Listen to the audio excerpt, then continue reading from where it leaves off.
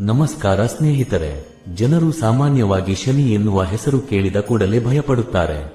ಶನಿದೇವರು ಕೇವಲ ಶಿಕ್ಷೆ ನೀಡುವ ದೇವರೇ ಅಥವಾ ನಮ್ಮನ್ನು ರಕ್ಷಿಸುವ ದೇವರೇ ಎನ್ನುವ ಪ್ರಶ್ನೆ ಅನೇಕರನ್ನು ಕಾಡುತ್ತದೆ. ಇಂದು ನಾವು ಶನಿದೇವರ ಜೀವನದ ಒಂದು ಅಪರೂಪದ ಘಟನೆ ಮತ್ತು ಹನುಮಂತನು ಶನಿಯನ್ನು ರಕ್ಷಿಸಿದ ಆ ಪವಿತ್ರ ಕ್ಷಣದ ಬಗ್ಗೆ ತಿಳಿಯೋಣ. ಈ ಕಥೆಯನ್ನು ಕೇಳಿದ ಮೇಲೆ ಶನಿದೇವರನ್ನು ನೋಡುವ ನಿಮ್ಮ ದೃಷ್ಟಿಕೋನವೇ ಬದಲಾಗುತ್ತದೆ. ಒಂದು ಕಾಲದಲ್ಲಿ ಲಂಕೆಯ ರಾಜ ರಾವಣನು ಅಪಾರವಾದ ಬಲ, ಬುದ್ಧಿ ಮತ್ತು ತಪಸ್ಸನ್ನು ಹೊಂದಿದ್ದನು. ಆದರೆ ಅವನ ಅತಿಯಾದ ಅಹಂಕಾರ ಮತ್ತು ದುರಂಕಾರ ಅವನ ಕಣ್ಣುಗಳನ್ನು ಕುರುಡು ಮಾಡಿತ್ತು. ಶನಿದೇವರು ಯಾವಾಗಲೂ ಪಾಪ ಮಾಡಿದವರಿಗೆ ಅವರ ಕರ್ಮದಂತೆ ಶಿಕ್ಷೆ ಕೊಡುವ ನ್ಯಾಯದೇವತೆ.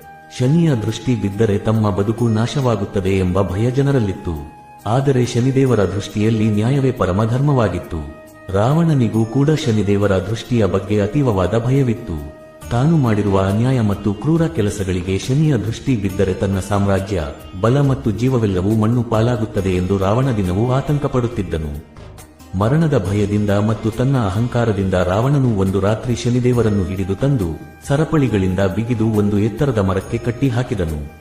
ಅಲ್ಲಿ ಎಲ್ಲೆಡೆ ಕತ್ತಲೆ ಆವರಿಸಿತ್ತು.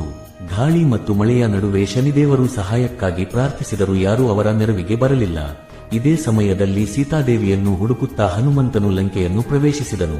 ಲಂಕೆಯ ಪ್ರತಿಯೊಂದು ಮೂಲೆಯನ್ನು ಗಾಳಿಯ ವೇಗದಲ್ಲಿ ಹುಡುಕುತ್ತಿದ್ದ ಹನುಮಂತನಿಗೆ ದೂರದ ಮರವೊಂದರಿಂದ ವಿಚಿತ್ರವಾದ ರೋದನೆಯ ಶಬ್ದ ಕೇಳಿಸಿತು. ಯಾರೋ ಅತೀವವಾದ ನೋವಿನಿಂದ ಮತ್ತು ದುಃಖದಿಂದ ನಿಟ್ಟುಸಿರು ಬಿಡುತ್ತಿರುವ ಆ ಧ್ವನಿಯನ್ನು ಕೇಳಿ ಹನುಮಂತನು ತಕ್ಷಣ ಆ ಮರದ ಬಳಿಗೆ ಹೋದನು. ಅಲ್ಲಿ ಹನುಮಂತನು ಕಂಡ ದೃಶ್ಯ ಅತ್ಯಂತ ಕರುಣಾಜನಕವಾಗಿತ್ತು. ಒಬ್ಬ ದೇವತೆಯನ್ನು ಕಬ್ಬಿಣದ ಸರಪಳಿಗಳಿಂದ ಮರಕ್ಕೆ ಬಿಗಿದು ಹಾಕಲಾಗಿತ್ತು. ಆ ದೇವರ ದೇಹವು ಸಂಪೂರ್ಣವಾಗಿ ನಿಶ್ಶಕ್ತಿಯಿಂದ ಕೂಡಿತ್ತು. ಹನುಮಂತನು ಹತ್ತಿರ ಹೋಗಿ, ನೀವು ಯಾರು ಮತ್ತು ನಿಮಗೆ ಈ ಸ್ಥಿತಿ ಏಕೆ ಬಂತು ಎಂದು ವಿಚಾರಿಸಿದನು. ಆಗ ಶನಿದೇವರು ಅತ್ಯಂತ ದುರ್ಬಲ ಧ್ವನಿಯಲ್ಲಿ, ನಾನು ಶನಿ, ರಾವಣನು ನನ್ನನ್ನು ಇಲ್ಲಿ ಬಂಧಿಸಿದ್ದಾನೆ ಎಂದು ಉತ್ತರಿಸಿದರು. ನಾನು ಕರ್ಮದ ದೇವರು, ಮನುಷ್ಯರು ಮಾಡುವ ತಪ್ಪಿಗೆ ಫಲ ನೀಡುವುದು ನನ್ನ ಧರ್ಮ. ಆದರೆ ರಾವಣನು ತಾನು ಮಾಡಿದ ಪಾಪಗಳಿಗೆ ಶಿಕ್ಷೆ ಅನುಭವಿಸಲು ಸಿದ್ಧನಿಲ್ಲದ ಕಾರಣ ನನ್ನನ್ನು ಹೀಗೆ ಬಂಧಿಸಿದ್ದಾನೆ ಎಂದು ವಿವರಿಸಿದರು. ಇದನ್ನು ಕೇಳಿದ ಹನುಮಂತನಿಗೆ ರಾವಣನ ಮೇಲೆ ತೀವ್ರವಾದ ಕೋಪ ಬಂದಿತು.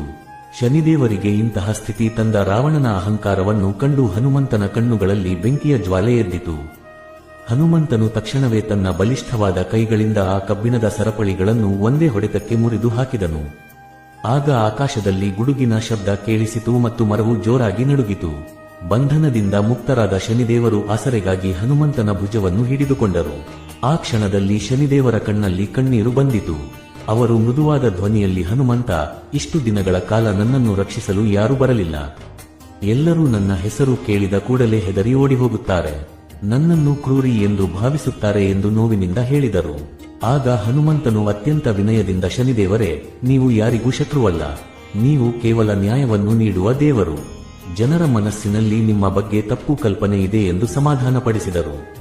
ಹನುಮಂತನ ಈ ಮಾತಿನಿಂದ ಪ್ರಸನ್ನರಾದ ಶನಿದೇವರು ಒಂದು ವರವನ್ನು ನೀಡಿದರು.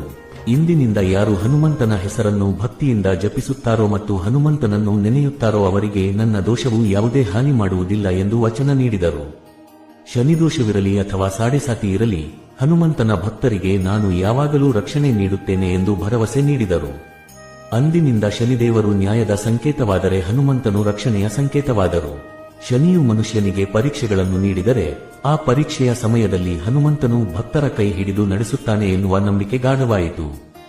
ಶನಿದೇವರು ನೀಡುವ ಕಷ್ಟಗಳು ನಮ್ಮನ್ನು ದಂಡಿಸಲು ಅಲ್ಲ, ಬದಲಾಗಿ ನಮ್ಮನ್ನು ಬಲಪಡಿಸಲು ಮತ್ತು ಜೀವನದ ಸತ್ಯವನ್ನು ಕಲಿಸಲು ಎನ್ನುವ ಮಹಾನ್ ಸತ್ಯ ಜನರಿಗೆ ಅರಿವಾಯಿತು.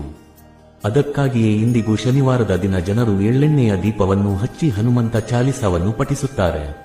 ಸಂಕಟದ ಸಮಯದಲ್ಲಿ ಹನುಮಂತನ ಕೃಪೆ ಇದ್ದರೆ ಯಾವುದೇ ಕಷ್ಟವೂ ಶಾಶ್ವತವಾಗಿರುವುದಿಲ್ಲ. ಶನಿದೇವರು ನೀಡುವ ಶಿಕ್ಷೆಯು ನಮ್ಮ ಮನಸ್ಸನ್ನು ಶುದ್ಧೀಕರಿಸುತ್ತದೆ ಮತ್ತು ಜೀವನದಲ್ಲಿ ಬೆಳಕನ್ನು ತರುತ್ತದೆ. ನಿಮ್ಮ ಜೀವನದಲ್ಲೂ ಕಷ್ಟಗಳ ನಂತರ ಒಳ್ಳೆಯ ಬದಲಾವಣೆಗಳು ಆಗಿದ್ದರೆ ಆ ದೈವ ಸಂಕಲ್ಪವನ್ನು ಸ್ಮರಿಸುತ್ತಾ ಭಕ್ತಿಯಿಂದ ಮುನ್ನಡೆಯಿರಿ. ಈ ಸುಂದರ ಕಥೆಯು ನಮಗೆ ಕಲಿಸುವ ಪಾಠವೆಂದರೆ, ಕರ್ಮದ ಹಾದಿಯಲ್ಲಿ ನಡೆಯುವಾಗ ನ್ಯಾಯ ಮತ್ತು ಭಕ್ತಿ ಎರಡೂ ಜೊತೆಯಾಗಿದ್ದರೆ ಜೀವನವು ಸುಖಮಯವಾಗಿರುತ್ತದೆ. ಒಂದು ವೇಳೆ ಈ ವಿಷಯವು ನಿಮಗೆ ಇಷ್ಟವಾದಲ್ಲಿ ಮತ್ತು ಜೀವನದ ಸತ್ಯವನ್ನು ಅರಿಯಲು ಸಹಕಾರಿಯಾಗಿದ್ದಲ್ಲಿ ಇತರರೊಂದಿಗೆ ಹಂಚಿಕೊಳ್ಳಿ. ಜೀವನದಲ್ಲಿ ಕಷ್ಟಗಳು ಬಂದಾಗ ಧೃತಿಗೆಡದೆ ಹನುಮಂತನ ಭಕ್ತಿಯೊಂದಿಗೆ ಮತ್ತು ಶನಿದೇವರ ನ್ಯಾಯದ ಹಾದಿಯಲ್ಲಿ ಸಾಗೋಣ. ನಿಮ್ಮೆಲ್ಲರಿಗೂ ಆ ದೈವಿಕ ಶಕ್ತಿ ಒಳ್ಳೆಯದನ್ನು ಮಾಡಲಿ.